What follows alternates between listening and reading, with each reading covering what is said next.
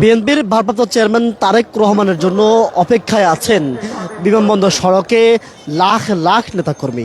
ঠিক এই মুহূর্তে আমরা যে চিত্র দেখছি, বিমানবন্দর সড়কের খিলক্ষেত, ফুটওভার ব্রিজ এবং বিভিন্ন প্রান্তে কিন্তু এমন দৃশ্য দেখতে পাচ্ছি। বিভিন্ন স্থানের বিভিন্ন দলের যারা নেতাকর্মীরা আছেন, বিভিন্ন বিশেষ করে স্বেচ্ছাসেবক দল, যুব দল, ছাত্রদল সহ বিভিন্ন পর্যায়ের নেতাকর্মীরা কিন্তু এই মুহূর্তে রাজধানীর বিমানবন্দর সড়কে অবস্থান নিয়েছেন এবং ঠিক এখান দিয়ে কিন্তু বিএনপি ভারপ্রাপ্ত চেয়ারম্যান তারেক রহমান তিনি যাচ্ছেন এবং যেমনটি দেখছি যে ঠিক তারেক রহমান কিন্তু এখন ইতিমধ্যে বের হয়েছেন এবং বিমানবন্দর সড়ক পার হচ্ছেন।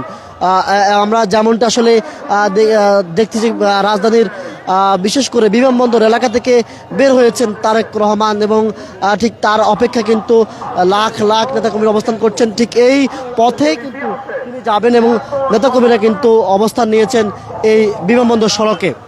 আমরা দেখছি উৎসুক যারা নেতাকর্মী তারা কিন্তু এই মুহূর্তে অপেক্ষা করছেন। প্রত্যেকের এই যে অপেক্ষা, মধুর অপেক্ষা।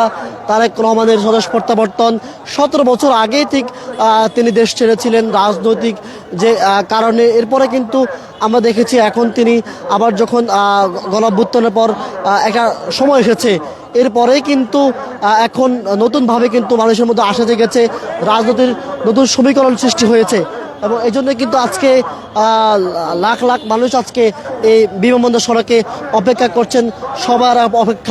সবাই অপেক্ষা করছেন। এ ছিল সর্বশেষ।